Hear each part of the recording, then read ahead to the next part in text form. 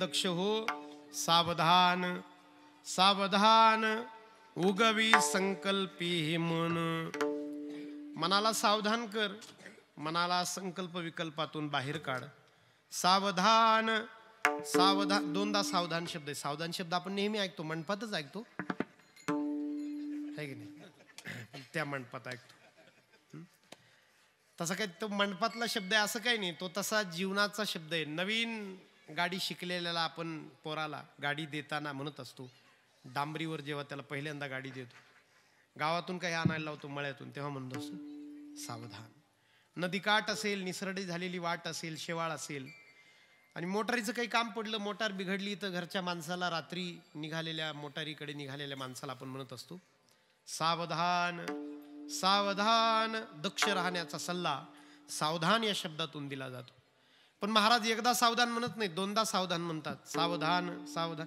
महाराजांना सावध शब्द नेहमी दोनदा बोलणं आवडतं सावध झालो हरीच्या आलो जागरणा हरीचा आलो जागरणा हरीचा आलो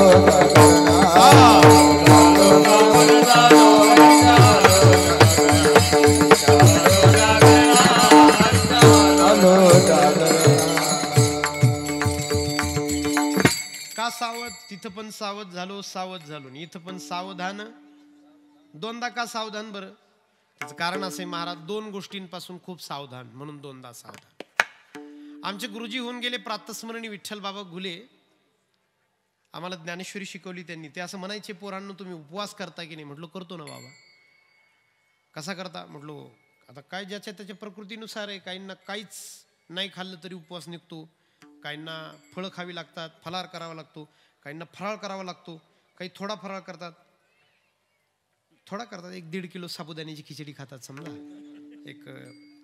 एखादा डझन केळी खातात समजा है की नाही उन्हाळा आहे म्हणून दही थोडंफार हां बाबा आता प्रकृती आहे जास्तीच्या पद्धतीने करतोच होतो उपवास बाबांनी आम्हाला विचारलं होतं मोडला तर काय करता रे तो म्हटलं बोडतो बाबा कधी कधी आता लहानच होतो आम्ही 11वी 12वी 16-17 वर्षाचे आम्ही पोरं कॉलेजला जायचो म्हटलं बाबा नाही लक्षात येते एखाद दिवशी भूक लागली का पैसे असले की घेतो वडापाव माणूस नाही लक्षात येत आहे की नाही पोहेच खातो माणूस कधी कधी कोण चॉकलेट देतं बर्थडे माझा मोडतो बाबा सोमवार एखाद दिवशी बाबांनी सांगितलं होतं मोडला तर मोडू दे तुमचं काही फार वय नाही वाईट वाटून नाही घ्यायचं पुढचा धरायचं म्हटलं ठीक आहे बाबा पण असं काय विचारलं तुम्ही बाबांनी म्हटले आम्हाला 85 पोरं होतो आम्ही पाठाला कीर्तनकार शेवटच्या वर्षाला तर विठ्ठल बाबांचा आम्हाला सल्ला होता की पोरांनो माझं एक वाक्य लक्षात ठेवा एखादा उपवास जर मोडला तर वाईट वाटून घ्यायचं नाही फक्त 2 उपवास आयुष्यामध्ये कधीच मोडू द्यायचे नाही पहिला परधनाचा आणि दुसरा परस्त्रीचा 2 उपवास आहेत एवढे जर केले ना बाकीचे थोडे मागं पुढे झाले ते चालतात परधनाचा आणि एक परस्त्रीचा जे कृष्णमूर्ती नावाचे एक मोठे ध्यानयोगी होऊन गेले ॲम्स्टरडॅम नावाचं शहर आहे तिथं ते पहिल्यांदा योग म्हणजे ध्यानाच्या प्रचाराला गेले आणि एका इंग्लिश मुलीने वार्ताहर मुलीने त्यांना प्रश्न विचारला होता त्या ॲम्स्टरडॅमला जे कृष्णमूर्तींना की तुम्ही आध्यात्मिक माणूस कुणाला म्हणता? तुम्ही म्हणता ना की ध्यान केल्याने माणूस आध्यात्मिक होतो. मग आध्यात्मिक माणूस तुम्हाला कोण वाटतो? तर त्या जे मूर्तींनी उत्तर दिलं होतं, मला असं वाटतं तो आध्यात्मिक आहे की ज्याला हे कळतं की जे आपलं आहे तेच आपलं आहे, जे परक्याचं आहे ते किती का भारी असे ना पण ते परक्याचं आहे ना, किती का छान असे ना पण ते परक्याचं आहे. माऊलींशिवाय धर्मपत्नी धांगडी, आपली पत्नी कुरूप तर कुरूप पण ती आपली आहे आणि दुसऱ्याचीच आहे ती. आपला पैसा आहे ना, कमी का असे ना महाराज, तो आपलाच आहे. लोकांचा लय मोठा असे ना, काय घेणं आपल्याला? हा, लोकांचा बंगला पाहून आपली झोपडी मोडायची असते का? लोकांची 4 व्हीलर पाहून आपली स्कूटर विकायची असते का? कधीच नाही. मूर्खपणा आहे तो. आपलं ते आपलं आहे आणि लोकांचं ते कुठल्याही परिस्थितीमध्ये. एक अभंग आहे तुकाराम महाराजांचा, घरी गेल्यावर नक्की वाचा, छोटा आहे 4 चरणाचा. साधने तरी हीच दोन्ही, जरी कोणी साधेल, परद्रव्य परणारी यांचा धरी विटाळ. 3रं चरण आहे, योग भाग्य घरा येते. महाराज म्हणतात 2 गोष्टी पाळा फक्त, परद्रव्य आणि परधन. सगळे योग आणि सगळे भाग्य तुमच्या घरी येतील. काहीच गरज नाही दुसऱ्या कुठल्या साधनेची. फक्त ही 2 उपवास, परधन आणि परना यांचा धरी विटाळ. सिकंदर भारतात आला आणि त्यांनी त्याच्या सेनापतीला सांगितलं की कोणतं साम्राज्य पुढचं? म्हटले मौर्य साम्राज्य. अरे बापरे, ही भारतीय लोक काही साधी नाहीत, हे आपल्याला युद्धात कधीच आवरणार नाहीत. ही यांची भावना. ते छत्रपती शंभूराजे जेव्हा अडकले संगमेश्वरला, मुकरब खानाने 7,500 फौज आणली होती. शंभूराजे निसटले होते. 2-5 जणांची मुंडकी छाटली शंभूराजांनी आणि घोड्यावर मांड ठोकली, निघाले. फरलांगभर दूर गेले, पण मित्र अडकला. कवी कलश जिवलग, फार जवळचा मित्र अडकला आणि त्याची आर्त किंकाळी शंभूराजांच्या कानी आली. तो युद्धात जखमी झाला. राजांना कळालं. राजांनी घोडा आवरला, आकळला आणि राजांना असं वाटलं होतं शंभू महाराजांना, संभाजी महाराजांना, की आज जर मी निघून गेलो तर मी जगेल पण मैत्री मरून जाईल. मी जगेल, मैत्री मरून जाईल. मी मेलो तर चालेल पण मैत्री जगली पाहिजे. आणि शंभूराजे परत आले, सापडले. कारण नंतर फौज आली परत 5,000ची, आधी 1,500ची आली. राजे अडकले. ज्याने शंभूराजांना ताब्यात घेतलं मुकर्रब खान, तो जेव्हा त्या श्रीगोंदा तालुक्यातल्या पेडगाव नावाच्या किल्ल्यावर पोहोचला, निवांत झाला, तेव्हा त्यांना डायरी लिहायची सवय होती. रोज काय घडलं रोजनिशी त्यांनी त्याच्या रोजनिशीत लिहून ठेवलंय की आपण सुटलो असताना, आपण निसटलो असताना मित्रासाठी जीव धोक्यात घालणं हे माझ्यासारख्याला 100 जन्म इथं घ्यावे लागतील तेव्हा कळेल की मैत्री जगावी. यासाठी मी मेलो तर चालेल हे वागणं काय असतं हे माझ्यासारख्या माणसाला परदेशात तुर्कस्तानात जन्म घेऊन कळणार नाही. हे त्याचे शब्द आहेत. त्यासाठी मला इथं जन्म घ्यावा लागेल, इथलं रक्त अंगात पाहिजे, इथलं रक्त. तर त्या सिकंदराला असं वाटलं की ही थोडी वेगळी माणसं आहेत, जरा यांच्याशी लढणं शक्य नाही. आपण असं करू, मौर्य साम्राज्य ताब्यात घ्यायचंय ना, त्याची महत्वाची माणसं फोडू. राजा आधी खिळखिळा करू. चंद्रगुप्त मौर्य साम्राज्य होतं आणि जो आला बाहेरून त्याचं नाव होतं सिकंदर, अलेक्झांडर द ग्रेट. त्याने त्याच्या सेनापतीला सांगितलं, त्याचा मित्र सेल्युकस नावाचा सेनापती होता, त्याला सांगितलं याच्या राज्यातला ना महामंत्री आचार्य चाणक्य फोड. राजाचा गुरु आहे आणि राज्याचा महामंत्री, तो फुटला का कामच झालं. महामंत्री आहे, राजाचा गुरु आहे, तो गेला का राजाचा उजवा हातच गेला. तेवढा आण आणि काय लागतं ते दे. त्याने काय केलं, मोठी बैलगाडी घेतली त्या सेल्युकसने आणि बैलगाडीत सोनं रचलं. बैलगाडीत सोनं रचलं. बैलगाडीत बरं सोनं काय क्विंटल आहे सध्या, ते बैलगाडीत अख्खं रचलं. शेतकऱ्याचे कपडे घातले, भाजीपाला ठेवला त्याच्यावर. चंद्रगुप्त मौर्याच्या राजधानीमध्ये आला तो आणि तिथं विचारू लागला चाणक्य कुठे आहे. त्याला उत्तर मिळालं, नदीच्या काठी शेणाने सारवलेली झोपडी आहे, तिथे राहतो राजाचा गुरु. त्याला आश्चर्य वाटलं, राजाचा गुरु शेणाने सारवलेल्या झोपडीत राहतो. तो आला, त्याने बैलगाडी सोडली, बैल झाडाला बांधली, आतमध्ये गेला, चटई होती त्याच्यावर बसला आणि त्या चाणक्याला तो विचारू लागला चाणक्य कुठे. म्हटले मीच आहे, बोला ना. संध्याकाळची वेळ 2 समया ठेवलेल्या होत्या निरांजनी, दोन्हीतही तेल होतं, दोन्हीतही वाती होत्या. एक पेटवलेली होती, एक समय विझवलेली होती. यांनी सांगितलं माझं तुमच्याकडे फार महत्वाचं काम आहे. काम असं होतं की बैलगाडीवर सोनं द्यायचं होतं आणि माणूस पळवून न्यायचा होता, माणूस फितूर करायचा होता, माणूस फोडायचा होता. चाणक्याने सांगितलं बोला ना. नाही म्हटलं इथं कोणी नाही ना. नाही कोणी नाही हो, तुम्ही बिंदास बोला. काय राज्याचं काम आहे का? नाही नाही राज्याचं नाही, तुमच्याशी काम आहे. म्हणजे राज्याचं काम नाही का? म्हटले नाही नाही राज्याचं नाही काम. चाणक्याने काय केलं, वहीत काहीतरी लिहित होते, राज्याचं काम होतं. हिशोब किताब वही झाकून ठेवली, लेखणी बोरू शाईत ठेवला आणि म्हटले 1 मिनिट देता, 1 क्षण द्या बरं. त्यांनी काय केलं, ती पेटवलेली समई होती ना, विझवलेली होती ना, ती पेटवली आणि जी पेटवलेली होती ना ती विझवली आणि म्हटले बोला. त्या सेल्युकसने सांगितलं हे काही कळालं नाही मला, हिच्यातही तेल, हिच्यातही तेल, हिच्यातही वात, हिच्यातही वात, ही पेटवली ती विझवली का? त्या चाणक्याने उत्तर दिलं होतं सेल्युकसला की त्याचं असं आहे की ही जी पेटवलेली होती ना हिच्यात राज्याचं तेल आहे, कारण मी राज्याचं काम करत होतो. आणि ही जी आता पेटवली ना हिच्यात माझं खर्चाचं तेल आहे. तुम्ही म्हटले की राज्याचं काम नाही, मग मी विचार केला की राज्याचं काम नाही तर मग राज्याचं तेल आपल्या कामासाठी कसं जाळायचं, म्हणून मी ती विझवली आणि ही पेटवली. ती जाऊ द्या, तुमचं काम बोला. ते म्हणले काय नाही, सहज आलो होतो, भेटीला आलो होतो. ते जाळ काढला असतं त्याने कानाखाली, मग तेल जाळत नाही. इतकं प्रामाणिक असावं महाराज, इतकं प्रामाणिक आहे की नाही, इतकं धनासाठी. आमचे गुरुजी आहेत कोरेकर बाबा, त्यांचं एक वाक्य आठवणी ठेवा, आपण शेतकरी माणसं आहे, फार छान वाक्य. आमचे बाबा म्हणत असतात कोरेकर बाबा की तुम्हाला जर सुखाने राहायचं असेल प्रपंचामध्ये, संसारामध्ये, तर एक पथ्य पाळायचं. आपल्या घरी जो मजूर येतो ना, कामगार, त्याची मजुरी, त्याच्या कामाचे पैसे त्याच्या हातावर त्याच्या कामाचा घाम वाळण्याच्या आत ठेवायची.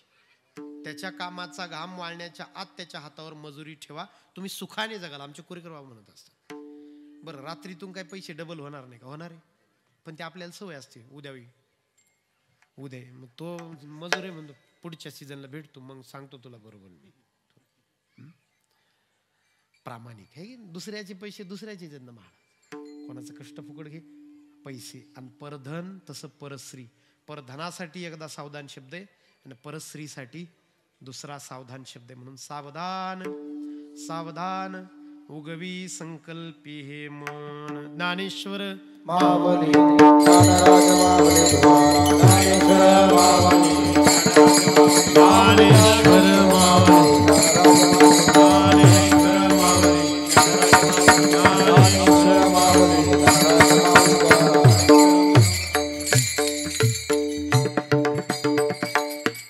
वेळ आपली संपली, सरळ अर्थ सांगतो. उगवी संकल्पी हे मन. मनावर खूप मोठा भार आहे, संतांचा भर आहे. त्याचं कारण खरंच आपल्या सुखदुःखाला मनच जबाबदार आहे. खरंच सुख आणि दुःख खेळत महाराज. एक सांगू तुम्हाला, ज्याला आपण सुख म्हणतो ते कधीच परिस्थितीवर अवलंबून नाही, मनस्थितीवर अवलंबून आहे. सुख जर परिस्थितीवर अवलंबून असतं तर बंगल्यातल्या माणसांनी कधी झोपेच्या गोळ्या घेतल्या नसत्या का? घेतल्या असत्या? नसत्या घेतल्या. सुख जर परिस्थितीवर अवलंबून असतं तर अमरावती जिल्ह्यातल्या मोरझरी गावातल्या झोपडीत बसलेल्या संत तुकडोजी नावाच्या महात्म्याने झोपडीमध्ये बसून इतका छान अभंग लिहिला नसता. येता तरी सुखे या, जाता तरी सुखे जा, या झोपडीत माझ्या येता तरी सुखे. सुख काय परिस्थितीवर अवलंबून आहे? कधीच नाही, कधीच नाही. हे चपला काढलेल्या असतात, आपण तिथं जातो, आपली जर चप्पल गेली तर वाईट वाटतं. लोक कीर्तनाला येतात का चपला न्यायला येतात काय माहिती, खुशाल चपला नेल्या माणसाने. वाईट याचं वाटतं बा, 1000 लोक आले, 1500 लोक आले, माझी चप्पल नेणाऱ्याला कशी काय सापडली बा माझी. आणि जर चप्पल जर दुसऱ्या कोणाची गेलेली असेल ना आपल्याला जोडी, तर आपल्याला बरं वाटतं, कोणीतरी जोडीदार आहे, कोणतरी आहे. त्या शेवगाव तालुक्यात शेअर बाजारचा फार मोठा स्कॅम झाला, फार मोठा. 8-9 दुकानं झाली पैठणला, शेवगावला. शेअर बाजारात ते ब्रोकर पैसे गुंतवायचे.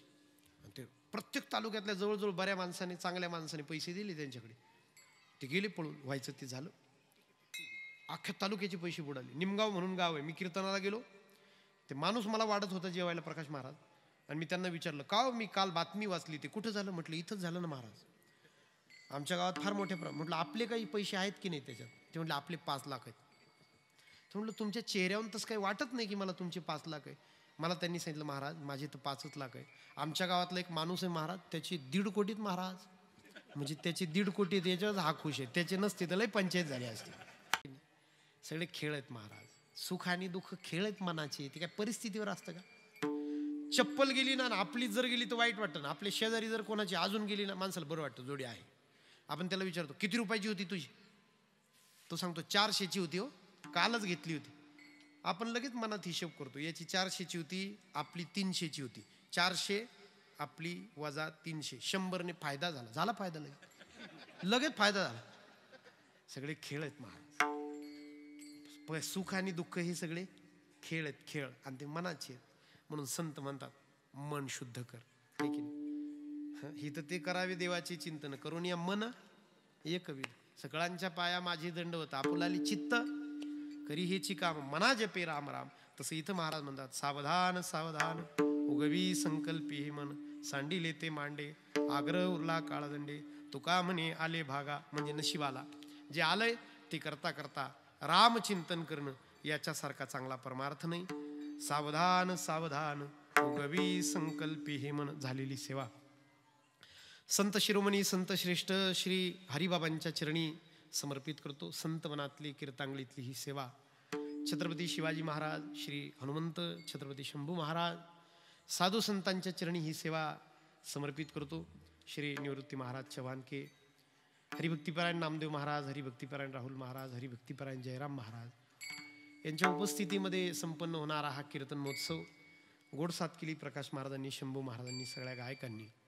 सगळ्यांना धन्यवाद देतो. आजचं कीर्तन सेवा सौजन्य आणि संत पंगत ज्यांची आहे, श्रीमती चंद्रभागा भाऊराव चव्हाणके, श्रीमती साधना रामनाथ चव्हाणके, माऊली चंद्रकला चांगदेव चव्हाणके, या चव्हाणके परिवाराची 3 जणांची आजची ही पंगत. त्यांनी या सेवेचं निमंत्रण मला दिलं. जाता जाता 2 तुमच्यासाठी निमंत्रण आहेत. आमच्या हरिभक्ती भजन क्षेत्रावर येत्या 6 मे ते 13 मे पर्यंत लहान मुलांसाठी बालसंस्कार शिबिर आहे, पण ते अनिवासी आहे. फी काही नाही, 1 रुपया भरायचा नाही. तुम्ही जेवणाची व्यवस्था आम्ही करणार आहे. फक्त तुम्ही सकाळी 8 वाजता मुलं सोडायचे आणि संध्याकाळी 6 वाजता ते घेऊन यायचे. सकाळी 8 वाजता सोडायचे आणि संध्याकाळी घेऊन यायचे. त्यांना मृदंग, हरिपाठ आणि गीता आणि वारकरी संप्रदायाचे संस्कार विनामूल्य 1ही रुपया न घेता दिले जातील. तारीख लक्षात ठेवा, 6 मेला सुरुवात आहे, पण अनिवासी आहे. मुक्कामाची तिथे सोय नाही, अजून चाललंय, 1-2 वर्षांनी होईल, आहे की नाही, अजून काही सोय नाही तेवढी. पण 6 मे ते 13 मे पर्यंत ज्यांना ज्यांना शक्य आहे सकाळी 8 वाजता मुलं आणायची, संध्याकाळी 6 वाजता मुलं घेऊन जायची. परत कीर्तनली काही लांब नाही, 2-5 किलोमीटर आहे की नाही, फार काही लांब नाही. तुम्ही सहज फिरायला म्हणून येतात, चालत चालत माणसं येत असतील 1 तासामध्ये, तर नक्की पोरा. दुसरी सूचना अशी की शिबिरासाठी ज्यांना संपर्क करायचा आहे, माझा नंबर नसेल तर दगू भाऊ आहेत, शांताराम भाऊ चव्हाणके आहेत, आमचे पंडित भाऊ चव्हाणके आहेत, आमचे मित्र आहेत, आश्रमावर नेहमी येत जात राहतात, त्यांच्याशी संपर्क करा. या 3घांपैकी कोणालाही सांगा तुम्ही. दगू भाऊंना सूचना करा कसं जायचं, कुठं जायचं. शांताराम भाऊ चव्हाणके आहेत, त्यांना सांगा की कसं जायचं, कुठं जायचं, ते सांगतील. आमचे पंडित भाऊ चव्हाणके आहेत, आमचे बाळू भाऊ आहेत, महाराजांचे चिरंजीव निवृत्ती महाराज, त्यांच्याकडे जरी सांगितलं तरी ते तुम्हाला पत्ता सांगतील. मुलं पोहोच करा. दुसरी एक सूचना आहे, 13 मे ते 19 मे धारण गावातच संध्याकाळी 8 ते 10 छत्रपती शिवाजी महाराजांचं चरित्र आहे, मी करणार आहे. गावच्या पोरांनी त्याचं आयोजन केलंय, गावच्या तरुण मंडळींनी. छत्रपती शिवाजी महाराजांचं चरित्र, त्याच्यात पहिल्या दिवशी शिवजन्म, दुसऱ्या दिवशी शिवसंस्कार, तिसऱ्या दिवशी अफजल खानाचं वध, असं करता करता शिवराज्याभिषेक सोहळ्याने त्या उत्सवाची सांगत आहे. सगळे देखावे झाकी करणार आहे आम्ही. म्हणजे शिवजन्म तर शिवजन्माचा सोहळा होईल, अफजल खानाचं वध तर अफजल खानाचं वध तो दाखवला जाईल झाकी प्रकारातून. तर मी तुम्हाला सगळ्यांना निमंत्रण देतो. तारीख लक्षात ठेवा, 13 मे ते 19 मे रोज संध्याकाळी 8 ते 10 त्या कथेची वेळ आहे. छत्रपती शिवाजी महाराजांची कथा. दोन्ही निमंत्रण मी तुम्हाला देतो. आजच्या अन्नदात्यांना, संत सेवा सौजन्य दात्यांना मी धन्यवाद देतो. तुम्हाला सगळ्यांना धन्यवाद देतो. नामदेव महाराज उपस्थित आहे, त्यांना धन्यवाद देतो आणि थांबतो. विठ्ठल जय जय.